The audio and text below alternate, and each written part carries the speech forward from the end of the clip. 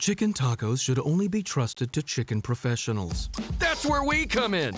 Introducing Zaxby's new chicken finger tacos.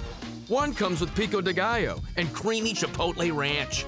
And the other comes with bacon, lettuce, tomato, and avocado ranch. Chicken experts since 1990. Chicken taco experts since now. Order yours today in the Zax Rewards app. Woo, saucy! Zaxby's. We're excited to announce that our very own podcasting platform, Zencastr, has become a new sponsor to the show. Check out the podcast discount link in our show notes and stay tuned for why we love using Zen for the podcast. You're listening to the Archaeology Podcast Network.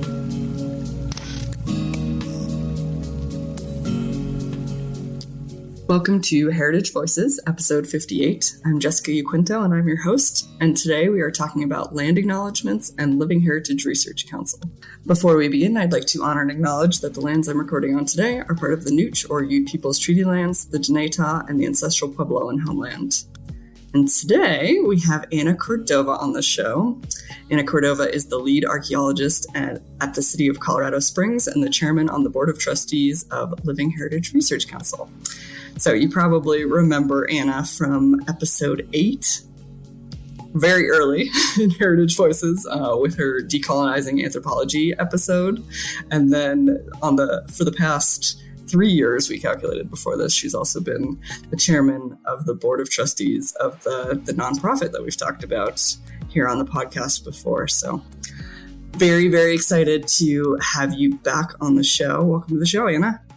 Thank you, Jessica. So first I should say that while I am the lead archaeologist for the City of Colorado Springs Parks and Rec, I am not speaking on behalf of the city at this time. So just got to get that out of the way. Yeah, okay, so this episode came out of a couple different things. First of all, that was a really popular episode, your episode on decolonizing anthropology. And so I thought that people would appreciate hearing from you again and hearing what you've been up to in the over 4 years, which is crazy, since you were on the podcast last. And also it came out of some conversations that we'll get to a little bit later about land acknowledgements. But to start us out, what have you been up to over the past 4 years? I don't know. COVID has obviously thrown a wrench in a lot of things, but, besides being a mom to 5 kids and wife and all that stuff, and archaeology, I don't know. We've done a lot of projects actually recently out in Garden of the Gods Park, which is a really popular place for tourism here in Colorado Springs, but also a really significant place for Indigenous people. So lots of tribal consultation out there, various other projects. And then, of course, being now on the board for Living Heritage Research Council. So just involved with a lot of the fun projects that are going on there. Yeah, and okay, if you're not going to toot your own horn, I'm going to toot your horn. In the past 4 years, Anna's also received the State Archaeologist Award, as well as an award from the American Cultural Resources Association Anna, and I should say her partners as well, for a specific project. Can you tell us more about that project and who you worked with and what you guys did? Sure. That project was the Palmer Midden Archaeological Site. So the founder of Colorado Springs is General William Jackson Palmer. He lived here in Colorado Springs from about 1871 and then passed away in 1909. But he lived on a property that's called Glen Erie, and it's in the mouth of a canyon, actually called Queens Canyon, just north of Garden of the Gods Park. And I was hired as the archaeologist for the city, the first archaeologist for the city, in the June of 2016. In the fall of 2016, I was monitoring for a project where they were doing drop structures along a creek in Garden of the Gods Park, just south of where Palmer lived. And I was monitoring at request of the Southern Ute and the Ute Mountain Ute for the project that they were doing, ahead of also a project where they were going to put a large detention pond at the very northeast side of Garden of the Gods Park. And there had been a site that was recorded previous to me becoming city archaeologist, but it was noted as an ineligible trash scatter, meaning that it was not eligible for the National Register of Historic Places. They thought it was a turn of the century trash scatter, and they recorded it and figured we could move on and build a pond over it, on it, in it, whatever.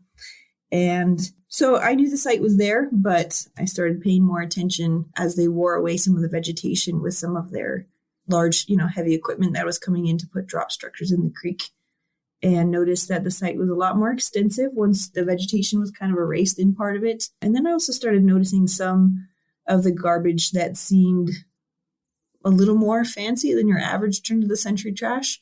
It was actually a construction worker that picked up a whole bottle and showed me. It was a bromo seltzer bottle from Baltimore, Maryland. And the patent date on it was 1889. And when I looked it up, it had only been produced for a few months in 1889.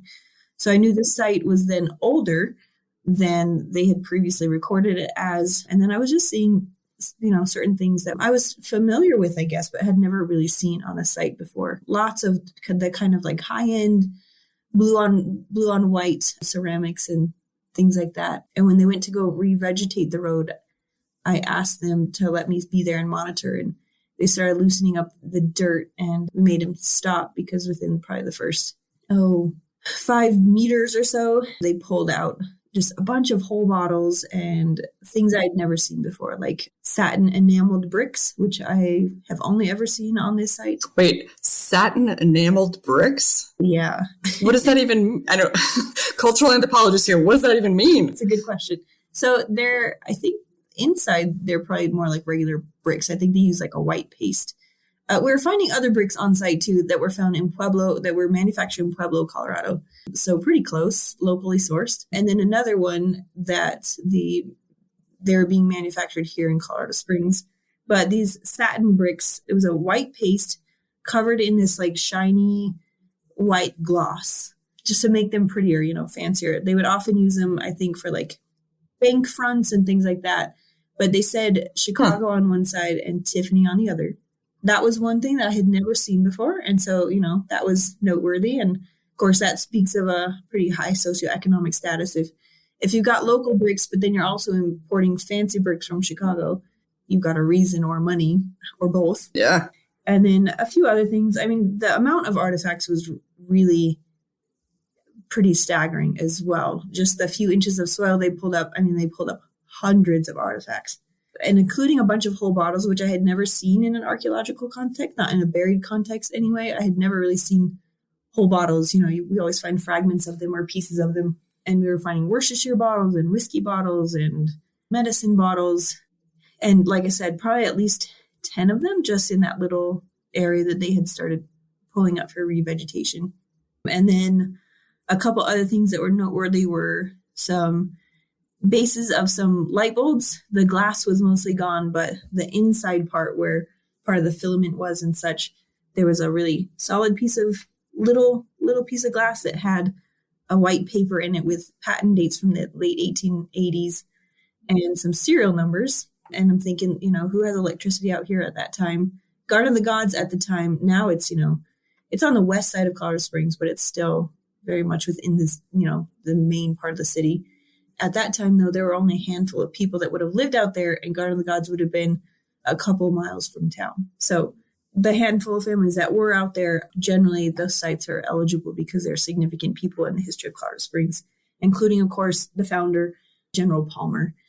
And the third artifact that was really of note, I did not recognize when I first saw them. They were large dry cell batteries. And so they had like this kind of black plasticky stuff on the top that really smelled strongly of petroleum. And then they were made out as like a cylinder made out of cement, I guess, kind of about the size of a small loaf of bread. And I didn't know what they were when I first saw them. It didn't take a whole lot of research to figure that out. But when I figured out they were dry cell batteries, of course, then the same with the electricity. It's like, hey, who has that out here? We're right outside the mouth of Glen Erie and Queens Canyon, where Palmer lived. He had a whole lot of money. He was associated with the railroads. He had significant wealth. And so that was, of course, my first thought, but then I had to prove that connection. It actually ended up pretty easy to do. The property now, so I should back up a little bit too and say that Palmer had a castle that he built there starting in about 1904. So he lived there from 1871 with his wife, Queen, and his 3 daughters. And then, of course, had a whole estate of people to take care of horses and gardens and, things like that. So they had a really nice house there before, but he sold his railroads around 1904 and started building this large castle that is still there, still pretty amazing. It's really well preserved. The people that own the property now are the Navigators. They're a Christian missionary organization, but the property is open for teas and tours and weddings and things like that as well. They hold lots of conferences there too, but they have their own historians. At the time it was Donald McGilchrist and Susan Fletcher. And when I found these and of course wanted to make that connection to Palmer, I gave them a call to see if I could bring some of the artifacts by and see if they recognized them. Just before I walked out the door to do that with some of the artifacts, I put into Google Tiffany Enameled Brick Company because that satin brick said Tiffany on one side, Chicago on the other. I put that in, and then I put in Colorado Springs and Palmer just to see what would come up. And the first thing that came up was a Google Doc that somebody had uploaded. It was the Brick Builder Monthly from 1904. A little catalog that, was brick builders to advertise their wares, I guess. And again, 1904 is a significant date for Glen Erie because that's when he started building his castle. And when I came across the page that had all that highlighted in there, it said, it was talking about the Tiffany Enameled Brick Company shows a steady growth in their sales and things. And then it says, our bricks are being used in the following new buildings. And you go down the list, and right in the middle of that list it says, what does it say? Something like General William Jackson Palmer Residence, Glen Erie, Colorado Springs, Colorado. Yeah. So it was pretty cool. Pretty big connection. Of course, like I said, that was right before I walked out the door. The reason I needed to connect it to Palmer also was that, like I said, it was listed as an ineligible site, meaning that we could build this large detention pond that was slated for a few months later on top of it without any further research. And so if it is Palmer's, then it's certainly eligible for the National Register of Historic Places, and we need to preserve it. And so, or at least study it before it goes away, right? Yeah, so I found that on Google and then immediately headed over to Glen Erie to talk to the Navigators historians. And when I told them what I'd found about the bricks, they said, oh yeah, of course, those bricks are still here. Of course, they're lining the one wall of the bowling alley that he had in the basement of the castle. No way. So, right, exactly. So, speaking of opulence, one just has a bowling alley in their basement. And then they also made up the electrical house. So nobody, of course, in Colorado Springs probably had electricity at about that time. But Palmer did because he had his own electrical house. He was generating his own electricity. And that's what those bricks were being used for. So that, again, brought me to the light bulbs. And the light bulbs, they pulled out one. I had sent them a few pictures to show them the artifacts I had to let them prepare. And when they brought out a fully intact light bulb still in the box that it came in, and they pulled that out, and it had that little piece of paper still inside of that one too, and it had the same patent dates and the same serial numbers.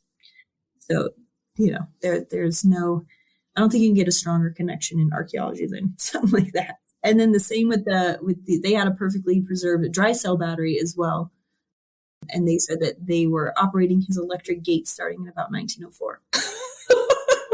Before anybody even had electricity in Colorado Springs, if you were to come to Palmer's house, he had, what probably seemed pretty magical electric gates operated by these big dry cell batteries. Naturally, as one does. Anyway, that was significant. I felt like, if you're the Colorado Springs archaeologist, you can't really get any more Colorado Springs than found all of his trash. So the sites there actually turned out to be 2 sites. So 2 different dumping episodes. And it looks like we've got all of his trash from about 1871 until they sold the property. His daughter sold the property in the 19-teens. And we even have a little bit after that where they were still kind of dumping trash right there along the creek. So yeah, really significant, really big sites as well. Yes, seriously. Before they went ahead. The reason they were building the detention pond there, the city of Colorado Springs was building it, was because of the fires and floods that had happened here in 2012 and 2013, and trying to protect the neighborhood that was south of the park. And so there was really no other place to put the detention pond. So we couldn't do anything but excavate and do some mitigation before it went away. So we were able to do that. I should very much mention that FEMA was a huge part of the project. So was NRCS. So the archaeologist with NRCS, and then with FEMA, Charlie Bello is their archaeologist for this division here. And so obviously he had a huge part in the mitigation, in helping me with writing some of the research questions and just how we were going to handle this site and who we were going to hire and how that whole thing was going to go. We ended up hiring Alpine archaeological consultants, and they tested both of the sites to, justify why we were going to excavate. They changed the eligibility, and then they ended up excavating it actually about a day after I went on maternity leave. So it was like a couple years worth of work to get it all set up, and then I missed really fun excavation part. But yeah, but that sucks. I like my 3-year-old, so he was worth it. Yeah, you'll keep him. But we ended up.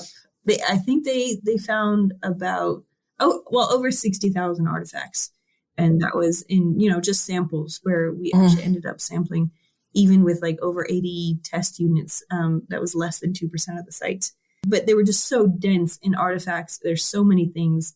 And so, of course, that led to a bunch of questions about curation and all kinds of other things. But they're now being curated at the Colorado Springs Pioneers Museum. There's an exhibit called Finding the Facts. And the state of Colorado Springs this year just had their sesquicentennial, so their 150th anniversary, where Palmer founded the city July 31st, 1871. So we've been planning for a few years to do some exhibits and some celebrations for the 150th.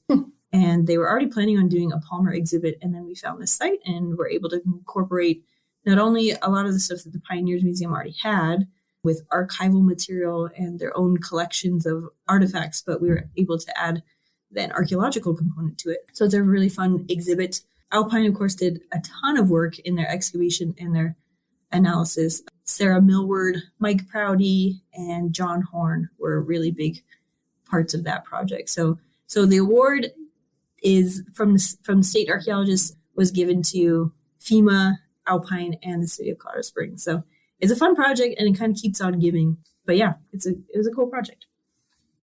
Yes, and then obviously the American Cultural Resources Association Award as well. ACRA. I just have to throw that in because I'm on the ACRA board. So. Oh yes, that one's a big one too. Yes. All right. Well, we are already at our first break point, which is crazy, but it was so cool to hear more about that project because obviously I knew about it, but have never gotten the chance to hear about it quite that in depth. So very exciting to hear more. Yeah. And we'll be right back. Chris Webster here for the Archaeology Podcast Network. We strive for high-quality interviews and content so you can find information on any topic in archaeology from around the world. One way we do that is by recording interviews with our hosts and guests located in many parts of the world all at once. We do that through the use of Zencastr. That's Zencastr. Zencastr allows us to record high-quality audio with no stress on the guest. Just send them a link to click on, and that's it. Zencastr does the rest. They even do automatic transcriptions. Check out the link in the show notes for 30% off your first 3 months, or go to zencastr.com and use the code HEVO, HEVO. Looking to expand your knowledge of X-rays and imaging in the archaeology field? Then check out An Introduction to Paleoradiography, a short online course offering professional training for archaeologists and affiliated disciplines. Created by archaeologist, radiographer, and lecturer James Elliott, the content of this course is based upon his research and teaching experience in higher education. It is approved by the Chartered Institute for Archaeologists as 4 hours of training. That's in the UK, for those of you that don't know. So don't miss out on this exciting opportunity for professional and personal development. For more information on pricing and course structure, visit paleoimaging.com. That's PALEO imaging.com, and look for the link in the show notes to this episode. Sean shop Plato's Closet tax-free August 2nd through 4th for back-to-school styles. We sell the trendy, gently used styles you need to make a difference in the world and in your wallet for back-to-school shopping. Save up to 70% off regular retail prices by choosing recycled styles. Save even more when you shop tax-free this weekend. Make a change that others can respect and repeat. Shop Plato's Closet in North Charleston and West Ashley this year for your back-to-school looks. Plato's Closet, located in West Ashley on Sam Rittenberg Boulevard and North Charleston on Rivers Avenue. Okay, so we're back. Okay, I want to ask you another question about this project because it's just really cool and interesting. And that question is, basically, you're an Indigenous person, you're a City of Colorado Springs employee. Like, what was it like doing this project with that Indigenous lens? And was that different from, the lens of a Colorado Springs employee? Yeah, that's kind of a complex question, huh? I thought it was pretty interesting. A bunch of my friends here in the Native community thought it was pretty entertaining that it was kind of flipping the script of Indigenous anthropologists looking at a rich white guy, founder of the city. So yeah, I mean, that was interesting. And obviously it stirs up a bunch of different feelings too, because that project wasn't all about Palmer either. We're still obviously on Indigenous land and impacting greatly with the 17-acre detention pond, Indigenous land and, plant relatives and animal relatives and all that too. And so there was a lot of close communication with the tribes on this project as well. Not only because it was a Section 106 project, but because I try as an archaeologist and as a city employee to always try to make sure that is a forefront of the projects that I do, is really getting that Indigenous aspect that the tribal representatives want to do in there. So of course we do the Section 106 stuff when it's in contacting all 49 tribes in Colorado when we have a project like this. But we work most closely with the Ute tribes, especially the Southern Ute and the Ute Mountain Ute. And so they were really helpful on this project. Came out and did a blessing ahead of it. We made sure to monitor the entire excavation of the pond when they were actually constructing it in order to make sure that we weren't finding anything significant or that we didn't want to encounter, I guess, with that part of the project. But yeah, I think just always keeping in mind, no matter what the project is, no matter what kind of rich white guys trash you're looking at, that we're on Indigenous land and this is impacting more than just the citizens of Colorado Springs and the descendants of Palmer himself. So yeah. So were you guys able to incorporate the descendants of Palmer at all into this project? I'm not actually sure how involved the descendants of Palmer are. I know that, well, I shouldn't say I know, but I'm pretty sure that they don't really live in Colorado Springs anymore. I think I would have to ask people at the museum how closely they communicate with them. I know there is some communication because they've donated to the Colorado Springs Pioneers Museum a lot of Palmer's things and journals and different artifacts and toys that his children had and things like that too. But yeah, that's a great question. That may be something for the future that we want to go back and really look at as well. I know that this project kind of just keeps on giving too, because with COVID, we haven't been able to do it yet. But since we've had the artifacts now at the Colorado Springs Pioneers Museum in the curation facility, one of our goals is to actually go through and talk to the Glen Erie historians and see if they recognize things that the archaeologists who excavated and analyzed them wouldn't necessarily recognize or see. Maybe they'll catch some things. Same with the folks that are really kind of the Palmer experts at the Colorado Springs Pioneers Museum, just to go through and look at some of those things and maybe give a different perspective on them and maybe be able to give more information than we already have. So yeah, it would be great if those descendants are something that could be helpful or would want to be involved. I think we would more than welcome that.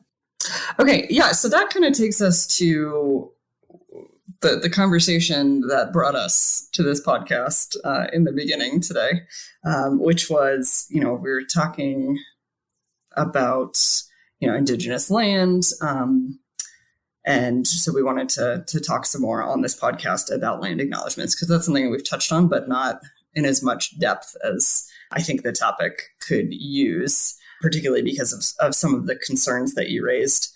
So this came up. So Anna, again, is on the board of Living Heritage Research Council. And Living Heritage Research Council is sponsored by Osprey Packs. So the backpack company, Osprey, they're located in Cortez, Colorado, which is where Living Heritage Research Council is based, which is funny because Cortez is a very small town, very far from a lot of things. And so the area is actually really underserved. And Osprey has been a huge partner to nonprofits in the Four Corners area, which is, again, a very underserved area. So our area certainly appreciates Osprey. And, you go on the trails in the Four Corners and you'll see just Osprey packs everywhere. There's a lot of loyalty. But anyway, Osprey has been a great sponsor of Living Heritage Research Council. And one thing that when we were talking to them not too long ago, they asked if possibly we could lead a conversation about land acknowledgements. So basically, they're partnered with an organization called the 52 Hike Challenge, along with Outdoor Research and OBOs. And 52 Hike Challenge it's an organization that encourages people to challenge themselves to do a hike a week for a year in order to encourage them to get outside and be active and all of these things. As part of that, they have monthly webinars to encourage participants to keep going and learn more and support each other.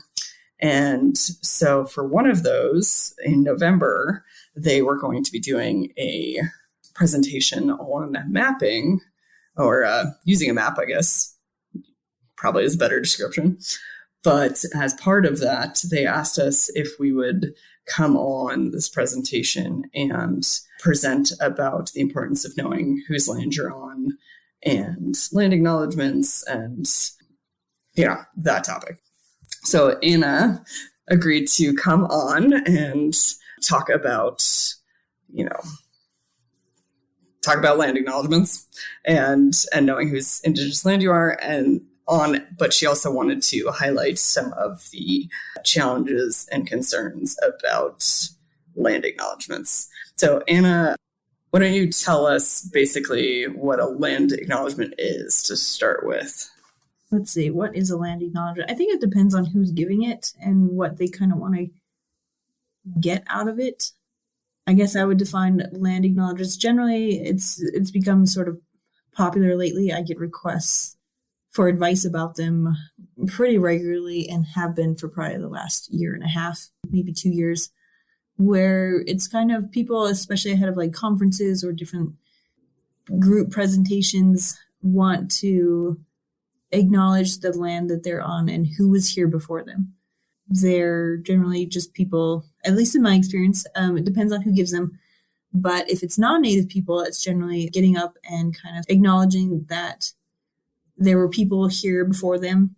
And depending on where they're at, they'll kind of talk about, I guess, like the different Indigenous groups that were there before them. I don't know. That's at least been my experience of them.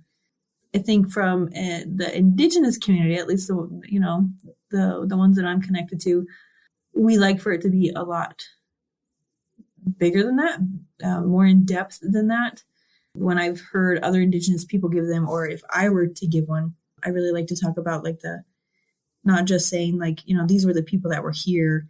It's also talking about some of the history, talking about the, disenfranchisement and the bad stuff. Also, I feel like a lot of times land acknowledgements are pretty token gesture where it's kind of this makes other people feel good for doing something and saying something, but then that's about as far as it gets.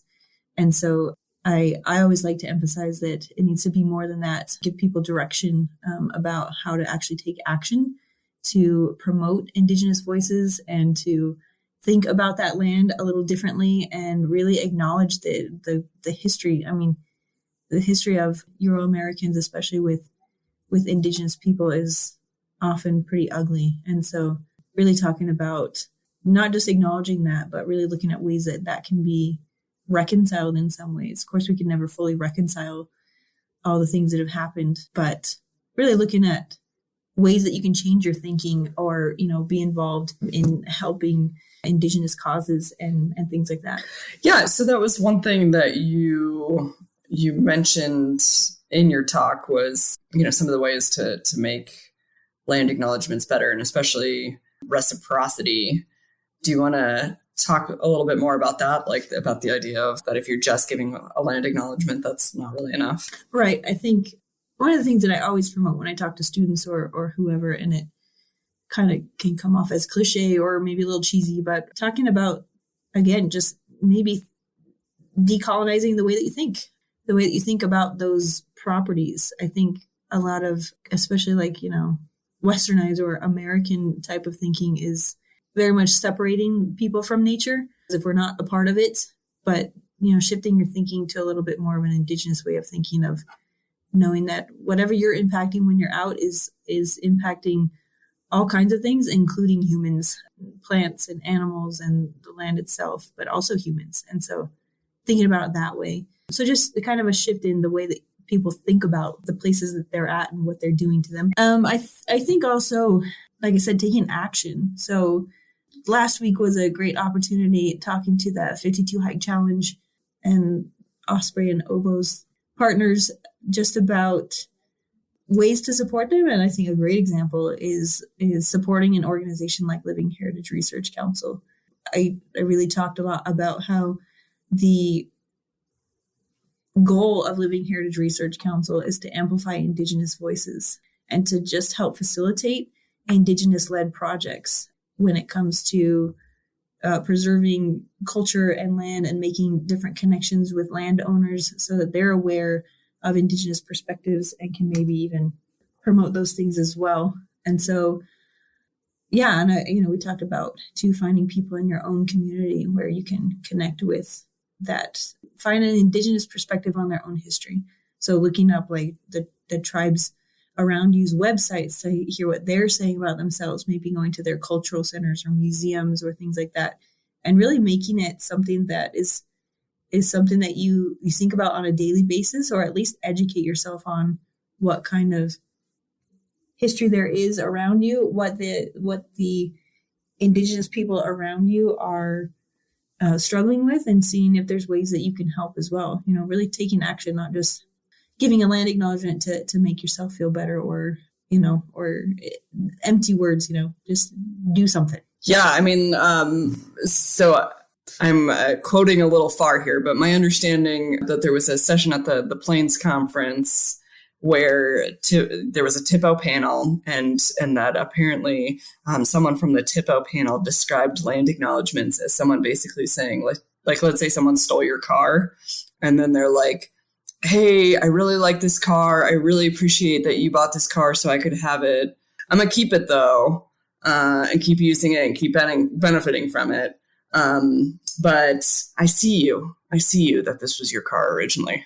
So I'm sorry. I'm sure way misquoting this person. It's very secondhand, but I just loved that analogy. So I thought I'd share it, even though it's way far from the source. No, that's a good analogy. I agree. Okay. So let's say that you are Osprey, you're the 52 Hike Challenge people, you are a university, you are a museum. And, is it worth it to do a land acknowledgement at all?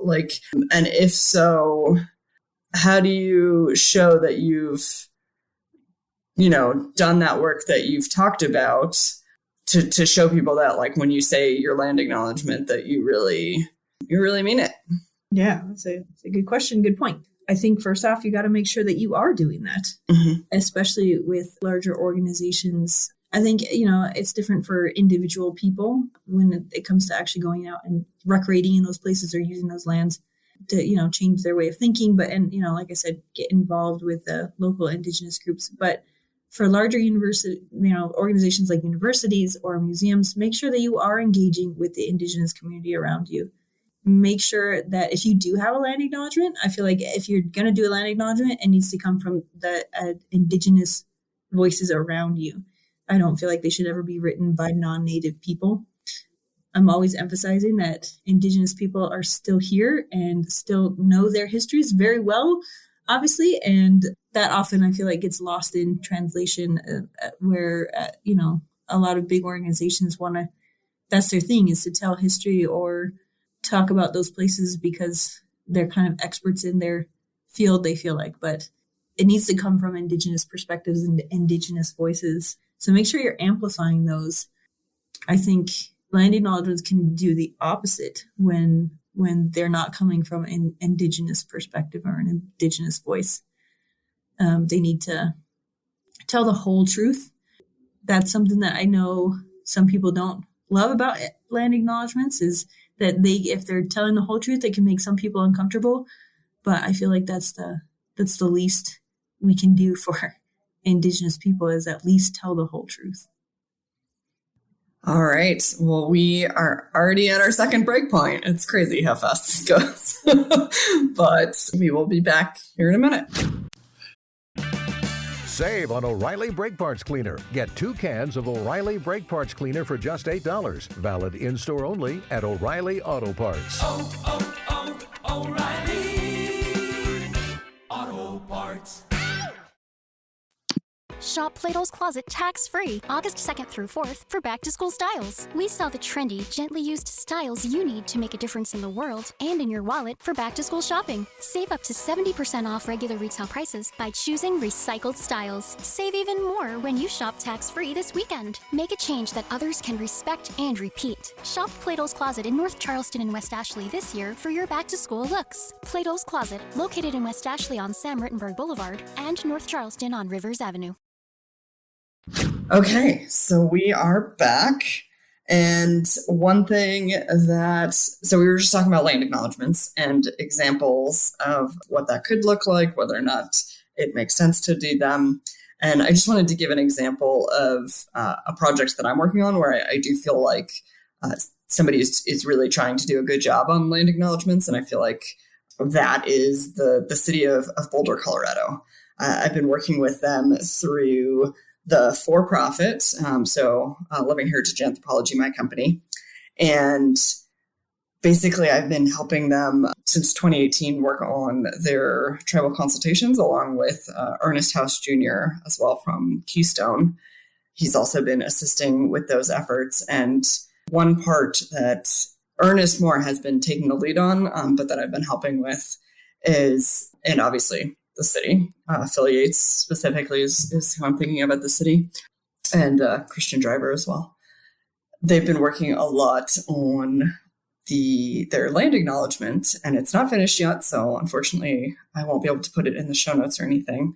But these efforts started, we've been doing consultation on other things, specifically one of the bigger things, renaming Settlers Park to the People's Crossing, which was a name decided on after several consultations with 16 tribes that the city currently consults with. And so after that name change, working on education and interpretation aspects at the People's Crossing, and which is it's a popular recreation area west of Boulder. And so working with the tribes to create what they want to say to the general public about this place and their connections to the area. And on the side of that process, working also on a land acknowledgement. And the land acknowledgement in large part, it comes from the city's Indigenous Peoples Day resolution. There was a committee that included Indigenous people that worked on that, but building it now that they're doing tribal consultation in depth. So the current land acknowledgement has been worked on with the tribes in consultation, and it includes, like what the tribes call themselves and a longer description of the history. Obviously a lot of it is not positive, and the city's connections to the Sand Creek Massacre, for one example. And I think importantly, again, that the city is doing these efforts to not only work with the tribes on things that are interested in them, but really trying to work on projects that the tribes want the city to work on. And that's an effort, things that are coming up in these consultations. The city is working on trying to make them happen. So I think that's just one example that to me is a really good example of someone really trying to do the land acknowledgement in the right way. And like they would tell you, they don't want it to be performative, and they want to make sure that there's action behind those words. So I just wanted to highlight that because, again, I do think that they're doing a great job. It's not finished, but they're pretty close, and something that they and the tribes have been working very hard on. Yeah. So Anna, any final thoughts on land acknowledgements before we move on to talk about some other things? I think the takeaway, of course, is land acknowledgements aren't all bad. I feel like I kind of talk negatively about them a lot as being token gestures and things, and them not ever being able to encompass that the history of those places. But they also can act as catalysts, I think, for people taking action and for people learning more about those places, the indigenous history of those places. So they're not all bad. I think they're a trend in the right direction as long as they foster more action.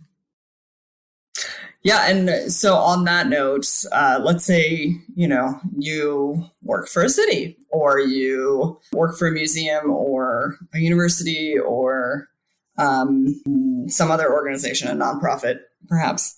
Would it make more sense to start with a land acknowledgement, or is it better to, just start actually taking action? Or is it better to some sort of combo, depends on the circumstance? In your ideal world, what would you see?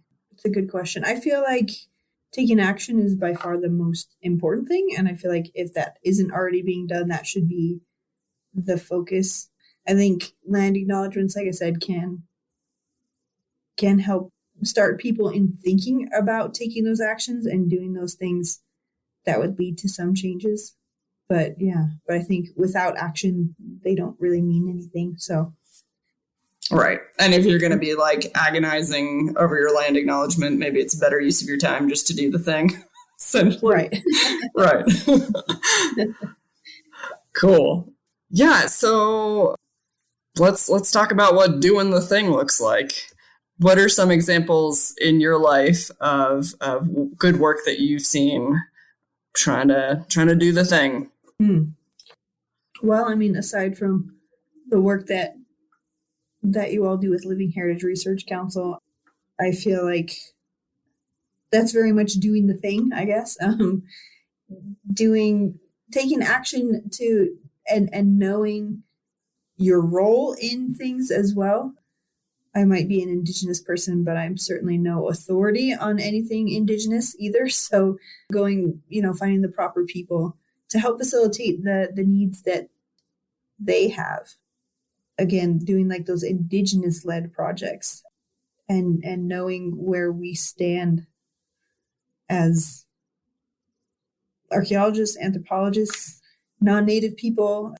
Let's see, an example, I think, of some good things. I worked in Hawaii for several years, and the reason I went there, honestly, was because as an undergrad, about 20 years ago, I didn't see any examples of really any other Indigenous archaeologists. I'm not saying they didn't exist, but it was hard to find any sort of publications or anything in my research that was really from an Indigenous perspective on archaeology, as an archaeologist. And so the ones that I did find were Hawaiian authors. And I think I never want to portray it like the history of Hawaii is all sunshine and rainbows and, everything is all well and good there. There are definitely struggles that Native Hawaiians have and continue to have. But I do feel like it was colonized a little bit differently than here on the mainland. And so that influence of Hawaiian language and Hawaiian culture is pretty prevalent and fairly strong, I think, in the state and in even some government organizations and things. And so I wanted to see how Native Hawaiians were doing things and see if I could, take that back here to the mainland. So I applied for a job as, a recent undergrad graduate in 2007 and started working there in August of that year. And mostly I wanted to learn from a Native Hawaiian archaeologist and that perspective and work with the Native Hawaiian community. And I was lucky enough to get a job with Cultural Surveys Hawaii. And I worked under Tanya Lee Gregg, who I can never say enough good things about her, but she is Native Hawaiian and was running the office on Maui there. And I learned a lot about how to work with, your own Indigenous people from her. But most of what I was doing there, I was lucky enough to do cultural impact assessments. Those fall under, a lot of times, we kind of do something similar here on the mainland, and I'm sure in other states. But in Hawaii, they're part of it's like tribal consultation, except Native Hawaiians aren't organized by tribes.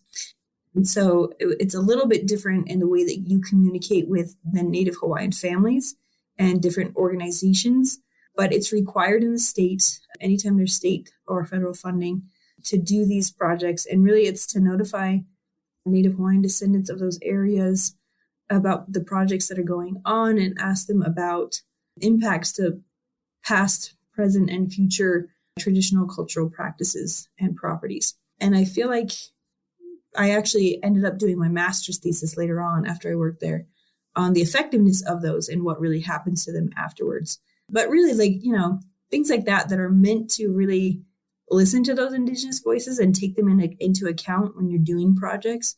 I feel like that's, something that's an example, I think, of something like that. There's also an organization there that a lot of the land managers take into account, where they're taking the wisdom and knowledge from Native Hawaiians on how to steward and care for the places there. And those land managers are, in theory at least, supposed to then take that into consideration when they're managing and making decisions for those properties. And I think that's really similar to what, Living Heritage Research Council is trying to do, and amplifying those voices, not only to benefit the Indigenous community, but also to, show people that there is Indigenous science and Indigenous wisdom that is thousands of years old and needs to be listened to and accounted for when it comes to making those decisions.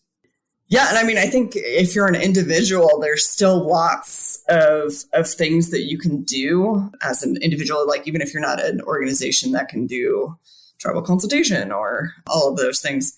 One of the easiest being donating to organizations that are doing this type of work.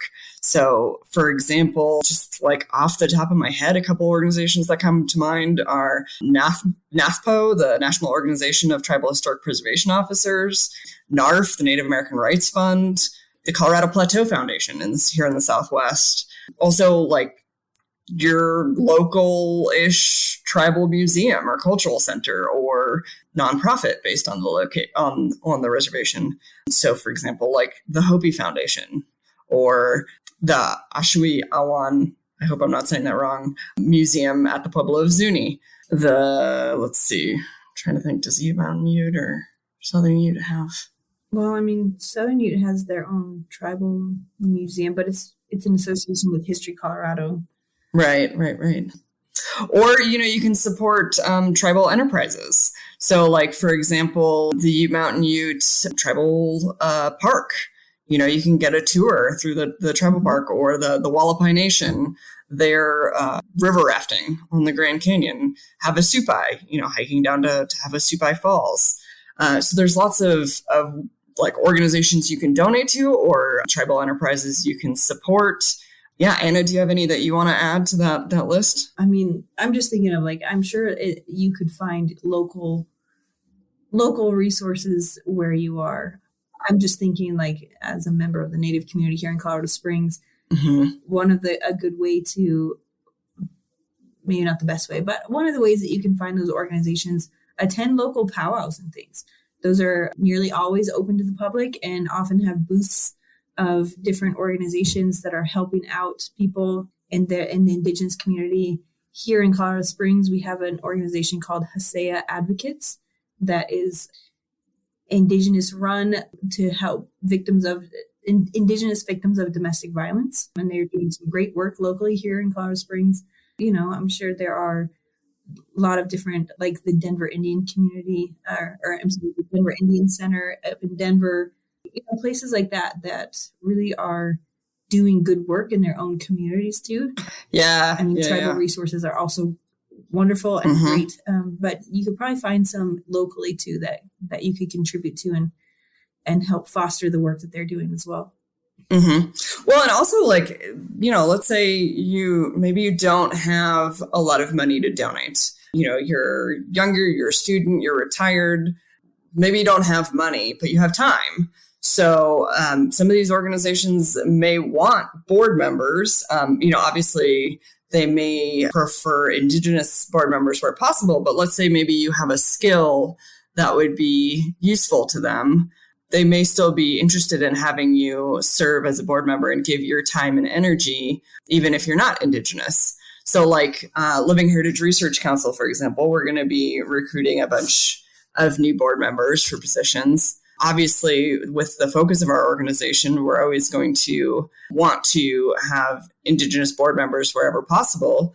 But right now, if you have skills in, let's say, marketing, fundraising, nonprofit experience, like those are skills that we could really use, because we're trying to recruit for right now a secretary, a fundraising chair, governance chair, outreach and public relations chair, and possibly a vice president. So we're trying to definitely expand our board and grow as an organization. So obviously, if you're Indigenous and you have those skills, please reach out to us. But even if you're not, that's some skills that would be really helpful to us and to helping us amplify Indigenous voices and be able to do more Indigenous-led projects.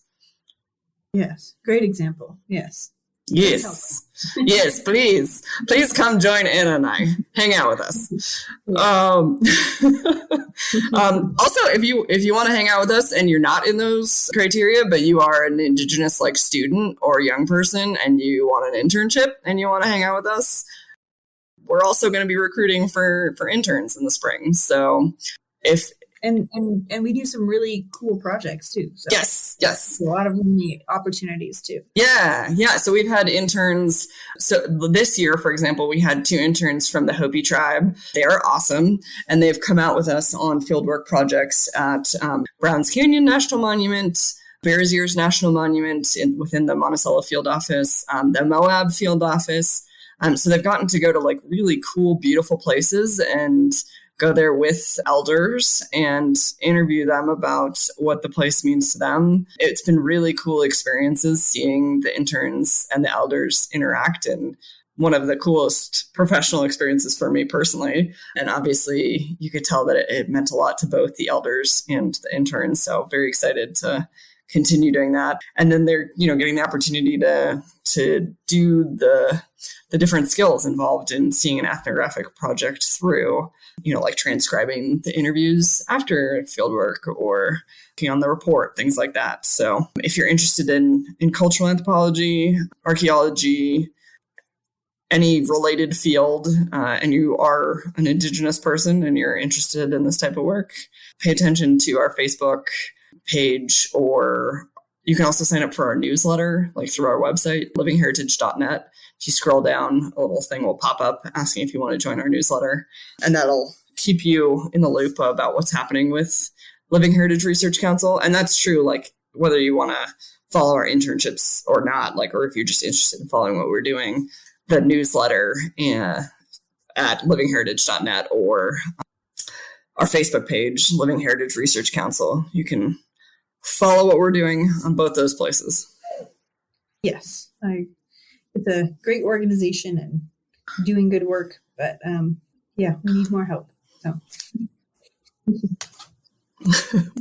we do, and we do need more donations too. We're actually right now, as I mentioned earlier, we're partnering with Osprey to work on donations for this year. So Osprey has donated 4 packs, in addition to the packs, the 3 packs that they provided with our interns, which we got the Living Heritage Research Council logo that Lyle Belenqua created. We got those embroidered on them.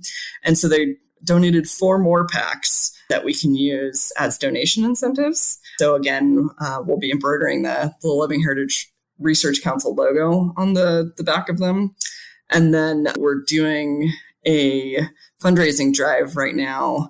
We're getting close to the end of it by the time this airs, but definitely you can still be part of it, where if you donate on our website, if you do a one-time donation, you'll be considered for one of the packs. If you set up a recurring donation, so like let's say you want to do like $5 a month or $10 a month, which might be like the same that adds up to your one-time donation, but then we can like know what's coming and count on that in the future, which is really helpful for us as an organization when we're looking at growth and trying to expand our team. So if you do a recurring donation, no matter how small, like $1 a month, we don't care, then those people will be put in for 2 potential packs. And it is for the highest of each of these categories. So whoever has the highest one-time donation and the top 2 highest recurring donations. And then also if you don't have a lot of money to donate, there's an option there, which is if you live in Colorado and you shop at Kroger stores, so either City Market, King Soopers, you have a Kroger card, you can go online and register Living Heritage Research Council as your nonprofit that you want to support.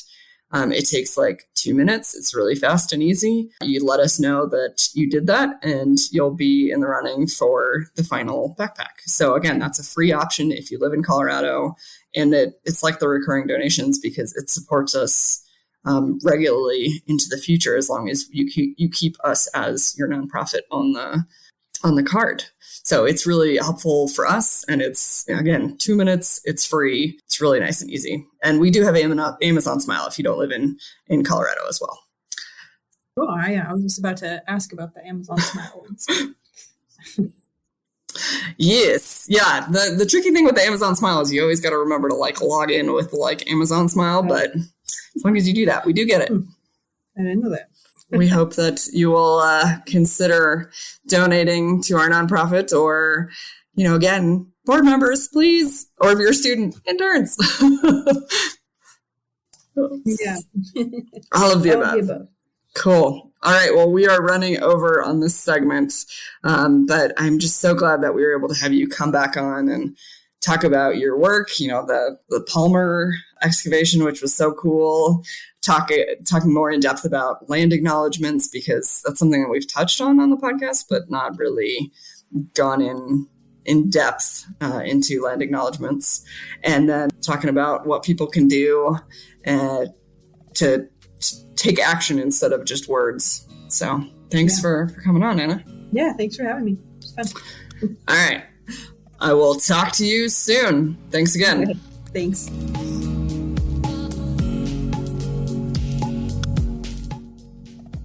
Thanks for listening to the Heritage Voices podcast. You can find show notes at www.archaeologypodcastnetwork.com/heritage voices. Please subscribe to the show on iTunes, Stitcher, or the Google Play Music Store. Also, please share with your friends or write us a review. Sharing and reviewing helps more people find the show and gets the perspectives of Heritage Voices' amazing guests out there into the world. Don't we just need more of that in anthropology and land management? If you have any more questions, comments, or show suggestions, please reach out to me at jessica@livingheritageanthropology.org. If you'd like to volunteer to be on the show as a guest or even a co-host, reach out to me as well, jessica@livingheritageanthropology.org. You can also follow more of what I'm doing on Facebook at Living Heritage Anthropology and the nonprofit Living Heritage Research Council, or on Twitter at livingheritagea. As always, huge thank you to Lyle Belenqua and Jason Nez for their collaboration on our incredible logo.